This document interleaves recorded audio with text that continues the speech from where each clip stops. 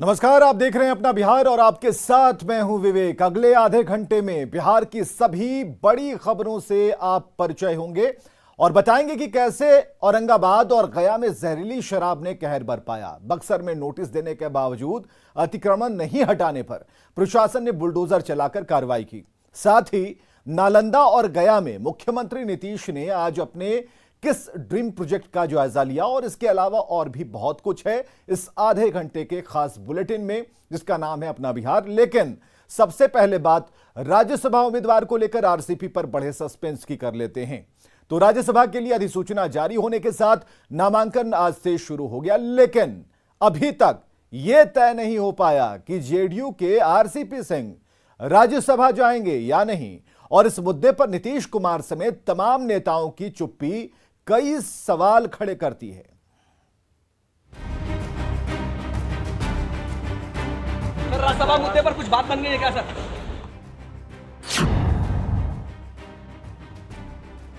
क्या होगा आरसीपी का? ये सवाल अभी तक सवाल ही है। मोदी सरकार में केंद्रीय इस्पात मंत्री आरसीपी सिंह राज्यसभा जाएंगे या नहीं, अधिसूचना जारी होने के बाद भी ये तय नहीं है। पटना से दिल्ली जाने के दौरान जब आरसीपी सिंह से सवाल किया गया तो जवाब देने की बजाय उन्होंने इस सवाल पर हाथ जोड़ दिया। चलिए सर, राज्यसभा मुद्दे पर कुछ बात बन गई है क्या सर?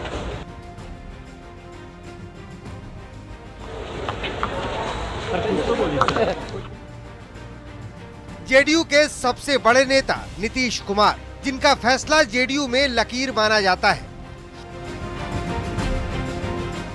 उनसे भी जब नवादा में आरसीपी की उम्मीदवारी पर सवाल किया गया तो जुबान पर चुप्पी थी और लबों पर मुस्कुराहट। सर राज्यसभा किसको भेज रहे हैं?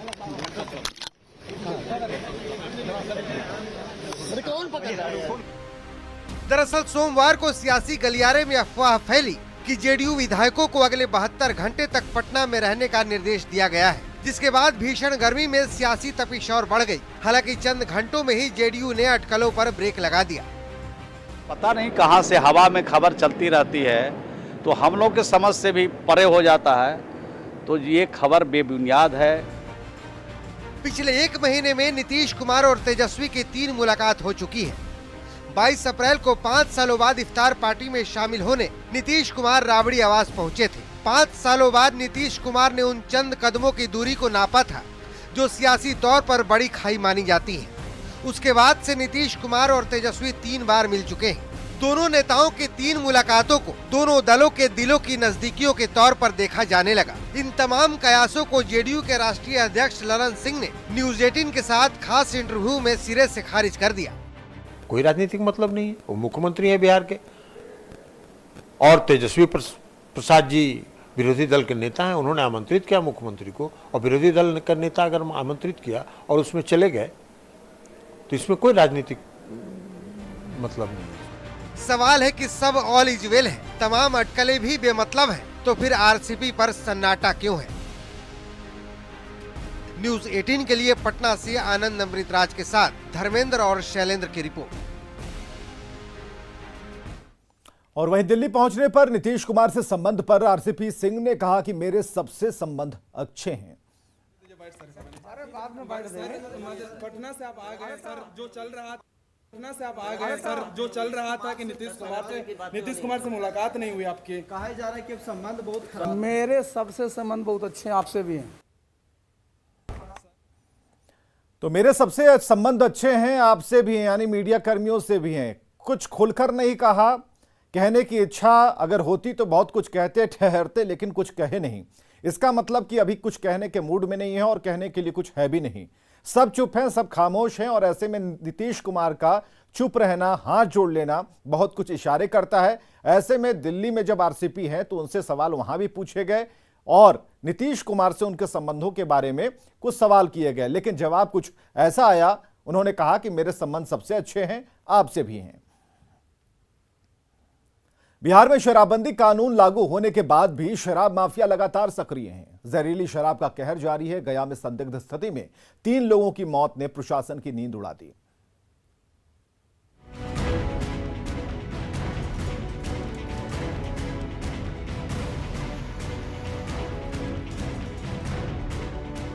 शराबबंदी वाले बिहार में प्रशासन की लाख सख्ती के बाद शराब का खेल धड़ल्ले से जारी है। शराब माफिया के खिलाफ लगातार हो रही कार्रवाई के बावजूद धंधेबाज ग्रामीण इलाकों में ज्यादा सक्रिय हैं। वहीं जहरीली शराब पीने से मौत का सिलसिला भी थम नहीं रहा। तस्वीरें गया के आमस थाना के पथरा गांव की हैं, जहां 3 लोगों की संदिग्ध मौत के बाद कोहराम मचा हुआ है। परिजनों ने जहरीली शराब पीने से ही मौत की बात कही है। शराब पी के कितने लोगों की मौत हुई है आपके गांव में? अभी तक तो 2 आदमी के। कौन कौन है? वो एक छोटा मेरा भाई है, लड़का है। क्या नाम है भाई का? अर्जुन पासवान। और लड़के का? अमर पासवान। किस टाइम इन लोग शराब पिए थे और कहाँ पिए थे? शराब जो है कि सवेरे के टाइम में पिया है इन लोग। यही नहीं, मृतक के परिजन पुलिस पर भी शराब माफिया से मिलीभगत का आरोप लगा रहे हैं। ऐसा ही हो रहा है, पुलिस पकड़ती है और फिर छोड़ देती है, उनका बेल जमानत हो जाता है। मिलीभगत रहता हो ऐसा? आशा तो ऐसा ही है कि मिलीभगत जरूर है, तब तो शराबबंदी में भी शराब चल रहा है। अगर शराबबंदी हो, पुलिस चाहे कि शराब ना बिके, तो फिर शराब आखिर बिकती है कैसे? परिजनों का साफ कहना है कि जहरीली शराब पीने से ही लोगों की मौत हुई है। हालांकि प्रशासन जहरीली शराब पीने से मौत की पुष्टि नहीं कर रहा। नहीं, शराब का नहीं जानते। शराब है क्या सूचना क्या मिला, कैसे लोग बीमार पड़ा है? अब तो जांच में डॉक्टर साहब बताएंगे ना। जैसे आपको उनके परिजन लोग बताए होंगे ना, स्पष्ट नहीं हो रहा। जहरीली शराब पीने से कई लोग बीमार भी हैं, जिन्हें इलाज के लिए अस्पताल में भर्ती कराया गया है। बीमार लोगों ने भी शराब पीने की बात कबूल कर ली है। घर में शाम के पिए थे, गांव के हैं आप लोग? हाँ। अभी स्थिति क्या, आकर उसी वगैरह? हम आँख पर थोड़ा जोर पड़ रहा है और माइंड में चक्कर आ रहा है। हम तो अकेले थे, गेम में हम उन लोग के साथ में नहीं थे। जो डेट किए हैं तो उन लोग के साथ में नहीं थे, हम अकेले थे। बिहार में जहरीली शराब पीने से लगातार मौत के मामलों में कमी नहीं आ रही। जब जब संदिग्ध मौतें होती हैं, तो ये संदिग्ध बनकर ही रह जाती हैं। मृतक के परिजन शराब पीने से मौत का दावा करते हैं, वहीं प्रशासन जांच का हवाला देकर परिजनों के आरोपों को सिरे से नकार देता है। न्यूज़ 18 के लिए गया से एलन लीली की रिपोर्ट। तो सिर्फ गया ही नहीं है, बल्कि औरंगाबाद में भी शराब से मौत का मामला थमने का नाम नहीं ले रहा। 1 हफ्ते के भीतर जहरीली शराब का दूसरा मामला सामने आया है, जहां 5 लोगों की संदिग्ध मौत से मातम पसरा है। जहरीली शराब का कहर।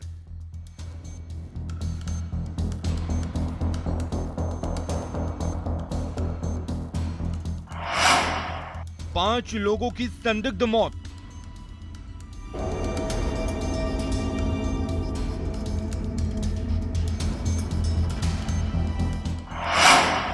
एक हफ्ते में दूसरा शराब कांड। औरंगाबाद में जहरीली शराब ने कहर बरपाया है। मदनपुर प्रखंड के कुरियावा और पवई गांव में हर तरफ मातम पसरा है। हर तरफ सिसकियां और चित्कार सुनाई दे रही है। 5 लोगों की संदिग्ध मौत से लोग सन्न हैं, सहमे हैं। गांव के ही शिव साव, राहुल मिश्रा, अनिल शर्मा, संतोष गुप्ता और सुरेश सिंह की संदिग्ध मौत से कई सवाल उठ रहे हैं। हालांकि परिजनों का साफ कहना है कि शराब पीने से ही उनकी मौत हुई है।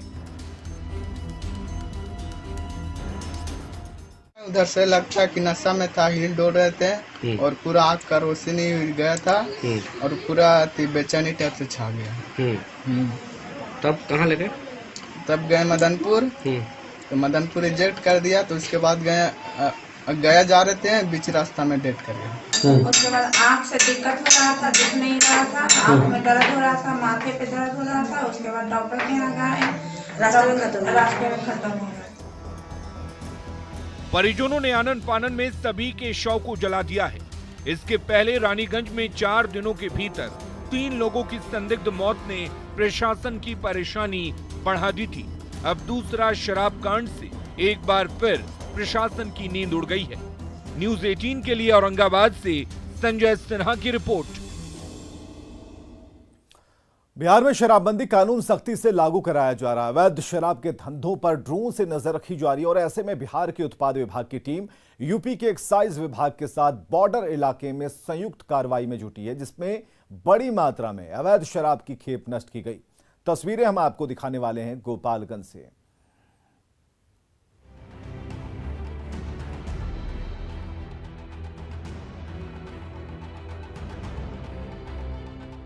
बिहार में शराबबंदी कानून सख्ती से लागू है। दुर्गम इलाकों में ड्रोन के जरिए नशे के धंधेबाजों पर नजर रखी जा रही है। ऐसे में शराब माफिया में हड़कंप है। उत्पाद और मद्य निषेध विभाग की टीमें लगातार ऐसे ठिकानों पर पहुंच रही है जहां नशे का धंधा फल फूल रहा है। ड्रोन के जरिए बिहार ही नहीं सीमावर्ती यूपी के इलाकों तक शराब माफिया की नींद उड़ा दी जा रही है। ये तस्वीरें देखिए जो गोपालगंज से आई है। सीमावर्ती कुशीनगर के इलाके में दोनों राज्यों की टीम ने संयुक्त रूप से शराब तस्करों पर ड्रोन के जरिए सर्जिकल स्ट्राइक करना शुरू कर दिया है। बिहार की ड्रोन से चिन्हित किए गए कई शराब भट्टियों को मद्य निषेध टीम ने ध्वस्त करते हुए बड़ी कार्रवाई की है।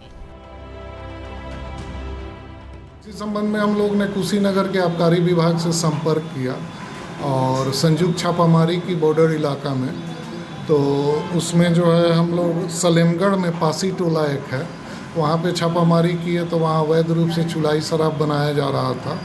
तो उसमें हम लोग 2 भट्टियों को भी नष्ट किए हैं और सैकड़ों लीटर जो उसमें गुड़ का पास रहता है उसको भी नष्ट किए हैं। देखिए कैसे ड्रोन से मिली तस्वीरों के आधार पर शराब के ठिकानों पर शिकंजा कसा जा रहा है। घर घर में बन रही देसी शराब के धंधे को देखकर पुलिस भी दंग रह गई।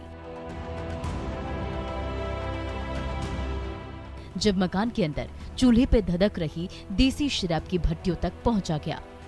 शराब की इन भट्टियों पर चुलाई शराब बनाकर इसे दूसरे जिलों में सप्लाई करने की योजना थी। पुलिस ने मौके पर ही शराब की इन भट्टियों को ध्वस्त कर दिया। सैकड़ों लीटर देसी शराब को नष्ट किया गया। इधर कुशीनगर में ही एक घर में सैकड़ों लीटर देसी और विदेशी शराब बरामद किए गए। पुलिस ने इन देसी विदेशी शराब को जब्त कर लिया है। पुलिस की इस कार्रवाई के दौरान एक महिला तस्कर को भी गिरफ्तार किया गया है। उत्पाद विभाग और पुलिस की इस कार्रवाई से शराब माफिया में हड़कंप मचा हुआ है। गोविंद कुमार, न्यूज़ 18, गोपालगंज। चलिए वो तस्वीर देखिए जिसमें पुलिस की टीम बैंड बाजे के साथ गांव में इश्तेहार चिपकाने पहुंची और मुनादी करते हुए 9 आरोपियों के घर इश्तेहार चिपकाया गया।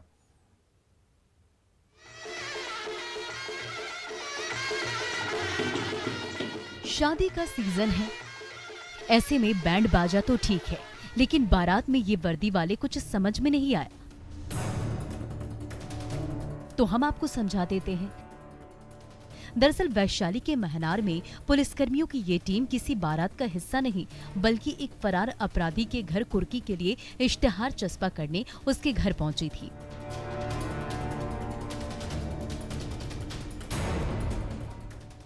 गांव वालों को भी अपने पड़ोसी बदमाश के बारे में पता चल सके, ये बताने के लिए पुलिस बैंड बाजे के साथ पहुंची। मामला 10 मई का है, जब महनार के लाफापुर पचरुखी गांव में महारुद्र यज्ञ के दौरान कुछ बदमाशों ने एक युवक राहुल की पीट कर हत्या कर दी थी, जिसमें 9 लोगों के खिलाफ हत्या का केस दर्ज किया गया था। तब से सभी आरोपी फरार हैं। मुख्यमंत्री नीतीश कुमार आज अपने ड्रीम प्रोजेक्ट का जायजा लेने पहुंचे। नवादा के मोतनाजे गांव में मुख्यमंत्री नीतीश कुमार ने निर्माणाधीन गंगा जल उद्वह योजना परियोजना का जायजा लिया, जहां उनके सामने ही परियोजना का ट्रायल किया गया। वहीं गया के मानपुर में भी सीएम नीतीश कुमार ने गंगा उद्भव योजना और रबर डैम का निरीक्षण किया। सीएम नीतीश कुमार ने गया में चल रहे 2 बड़ी महत्वाकांक्षी योजनाओं का भी निरीक्षण किया और सबसे पहले मुख्यमंत्री नीतीश कुमार गया के मानपुर में पहुंचे। वहां चल रहे गंगा उद्भव योजना के कार्यों का निरीक्षण किया और साथ ही अधिकारियों को जरूरी दिशा निर्देश दिए। तो नवादा के मोतनाजे गांव में निर्माणाधीन गंगा जल उद्भव योजना का ट्रायल सफल रहा। सीएम नीतीश कुमार ने आज इस योजना का जायजा लिया और साथ ही नालंदा और गया में भी कार्य प्रगति का निरीक्षण किया।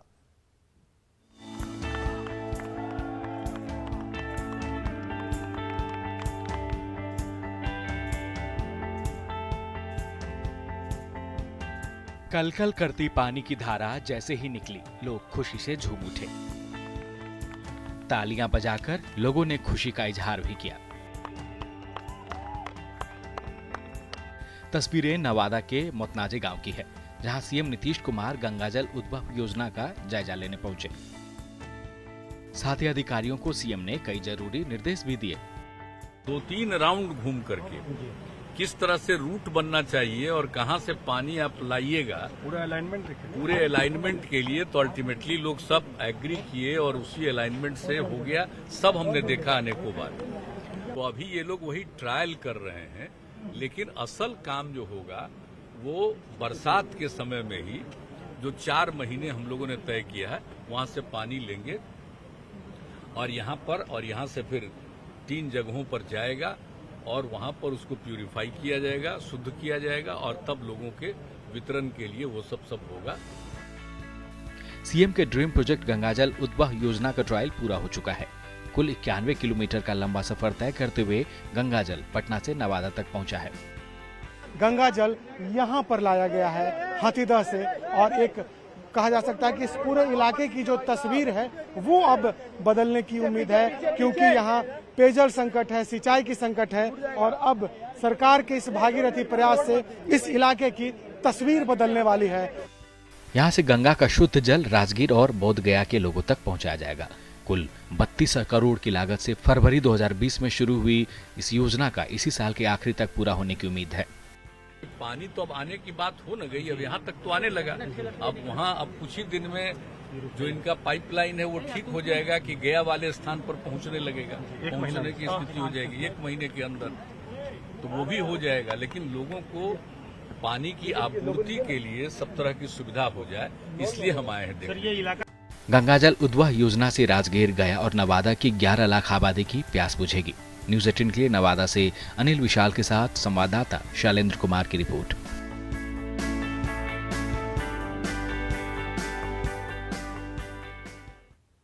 और आगे देखिए जोहार झारखंड।